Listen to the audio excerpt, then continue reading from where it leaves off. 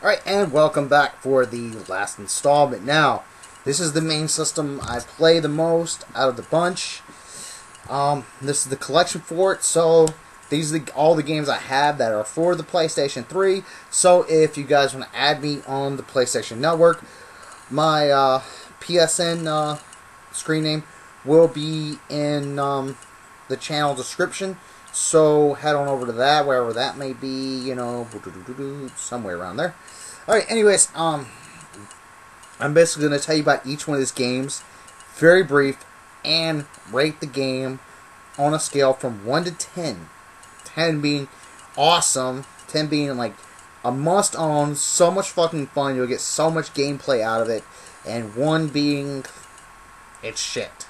But I'm telling you much right now, the lowest ranking game I'm going to give on this, all the games I have, which I have quite a bit, is a 7. Seriously, all these games I have here are awesome, and you should definitely own these games if you don't have them. Alright, anyways, let me get started here. And like I said, I'll tell you real brief about each one of these games and rate them. First up, you have Aliens vs. Predator. And, well, as you guys know, Aliens and Predators, you guys should know what the fuck they are. Anyways, with this game, you basically play as 3 different races. You can play as the Predator, you can play as the Alien, or you can play as the Marine. Now, with each one of these campaigns, it's very different. Stories way fucking different. Here's a couple stories that are similar, like the Alien story and the Marine story is very similar. But the Predator story is way far off from all the rest of the 3. And you basically, when you're playing as the Marine, you basically play as a human. You got guns and shooting at aliens, okay? When you're playing as the Alien, you're going after humans, and you have a few Predators to deal with. Not very much. When you're the Predator, on the other hand, you have both of them to deal with. Now, when you are the Alien, which I think is the easiest mode, I know a lot of people say it's not, and the strategy guide, which I've seen, says it's the hardest one. I really beg to differ. Because when you're the Alien, you can be very stealthy. You can drop down on people. You can infect people. You know, when you're the Marine, you got guns. When you're the Predator, which I think is like one of the hardest ones, I guess. I don't know. But anyways, you have all the abilities as the Predator does. You can be invisible. You can shoot people, you know, with your laser thing. You can trick them to come to one spot so you can jump down at them and kill them.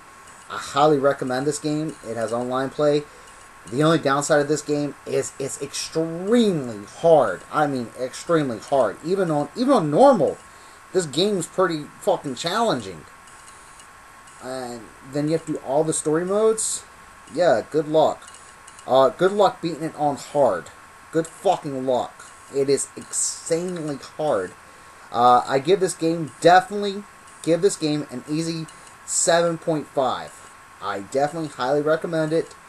It's a fucking fun-ass game. Okay, next up you have Batman Arkham Asylum. Alright, and I know it's out on 360 as well, but if you have a PlayStation 3 and an Xbox 360, I highly recommend that you get it for PlayStation 3. Being as which, you can also play as the Joker. Look at that. You get special maps that are only for PlayStation 3. And you can actually use the controller and glide as Batman.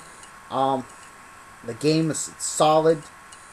You can get quite a few gameplays out of this. It's fucking awesome. The only downside of this game is the simple fact that it is a little easy. Even on the hardest difficulty, I found the Joker to be insanely easy. Like, my second try as him at the hardest difficulty to the game. With the hardest difficulty, mind you, I beat him.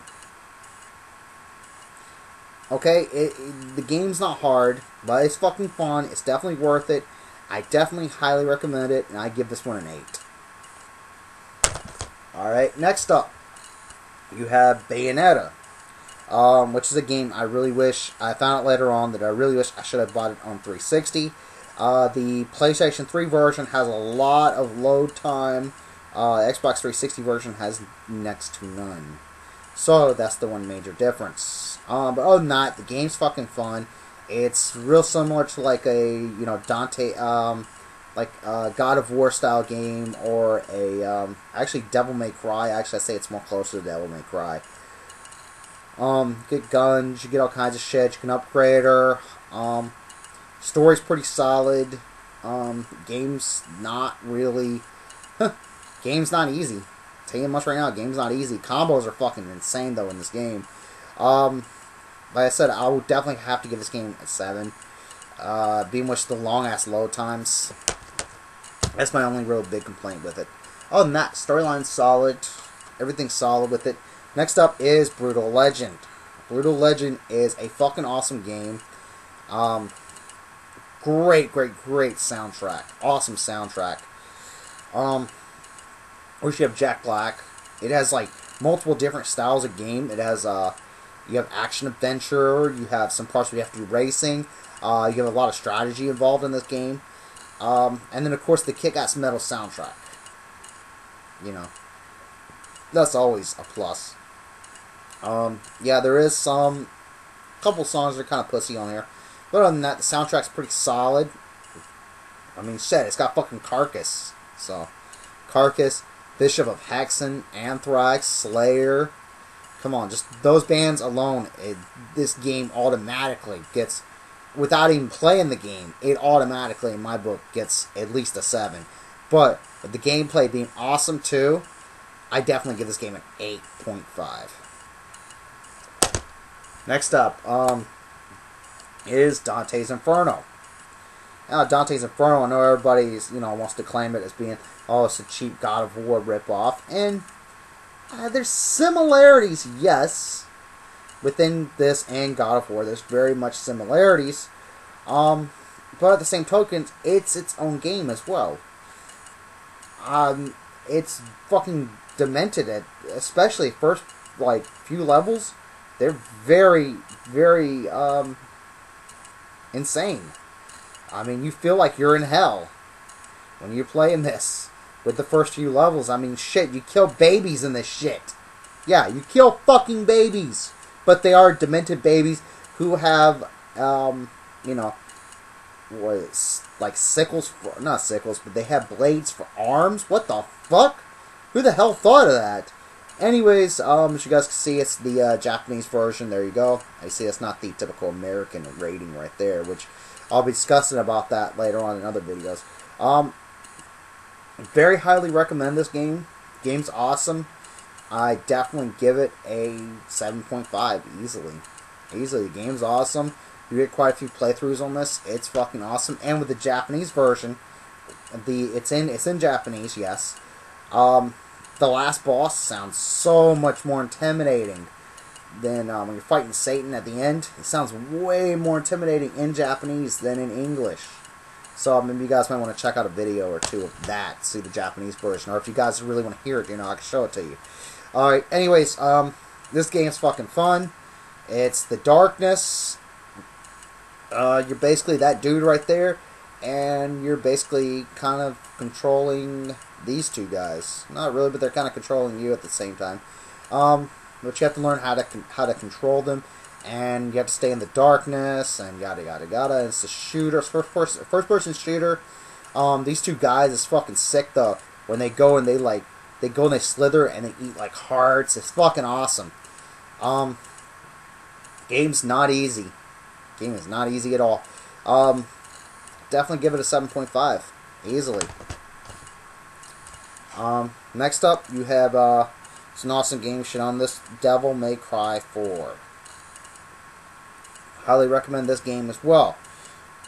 Story's just basically Devil May Cry. You know the story. You guys should know the story by now. It's a fucking awesome game. I highly recommend it. Especially if you're into like the God of War style games. And you haven't played Devil May Cry, I just have to ask why. The game is very challenging, but not as challenging as 3 though. 3 is by far probably the most challenging one out of the series. Like, they had to make a special edition to tone down the hardness to it, because the game was so fucking hard. People were having trouble on easy on the game. Like, easy was like hard. Normal was like extra hard. And hard was just like ungodly. So, yeah. Anyways, next up, as you guys see on the PlayStation 2, I do have both these games. As well, but God of War 1 and 2.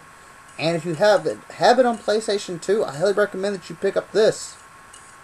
It'll give a whole new challenge to you, being what you got to get the trophies. And which, yes, I have 100% on both of these games. Because it has a whole new challenge to it. Highly recommend them. Alright. Highly recommend that. And you guys should know the story of God of War. If you don't, you really, that's ask where you've been. But yeah, the graphics are greatly improved. Like, I was really hesitant to buy it, because I said, you know, I had it on PlayStation 2, but after I got it, and I found it for real cheap, so I said, why not buy it? I think I got it for like 15 bucks or something. So I said, fuck it, why not buy it? And definitely the graphics are highly improved. And not too much for God of War 1, as far as graphic improvement. It's a slight improvement.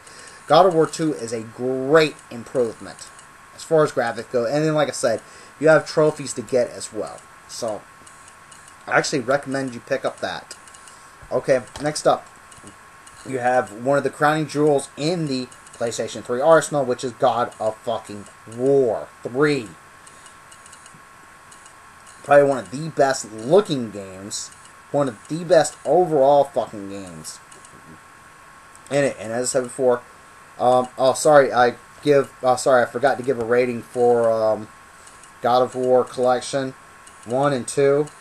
This shit gets a 9. Okay? I'm a big fan of God of War, okay? This, 9.5. It's God of War 3, motherfuckers. Don't have it, you better go out and get it. Seriously. And then this is yet again another crowning jewel of the PlayStation. I mean, you seriously, what other game do you know that has 16 different endings to a game? Come on now. And everything you do in this game, it gives you a different ending. It gives you a different everything. It's fucking awesome. And it's Heavy Rain.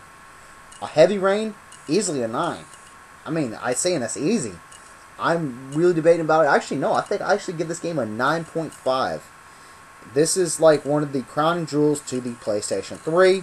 And a game you should definitely own. I mean, like, no ifs, ands, or buts about it. Go out and buy this shit, like, today.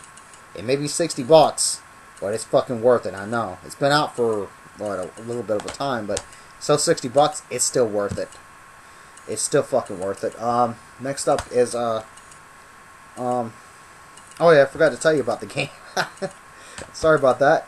Anyways, Heavy Rain, like I said before, you basically, every action you do is going to end up in a different situation at the end of the game. So, and like I said, it's got 16 different endings. It basically plays like a movie, and you have times where you have to actually physically move the character, and then during the action, it'll tell you what to push. It'll tell you, like, push left, push right, shake the controller, move the controller this way, move it that way, press the X button, press the circle button, whatever. That's basically what you gotta do, in its timing and everything like that. It's fucking awesome. Like I said, I definitely give that a 9.5 for sure. Next up, you have Kane and Lynch, Dead Man. Game, you break out of fucking jail, and you start shooting the shit out of fucking cops at the very beginning of the game, and you just basically go on from there. It's a halfway decent game. It's not easy. No real big complaints about it. I definitely have to give this game a 7. I didn't get much play out of it, but it's still a fun game. Check out for part 2 right now.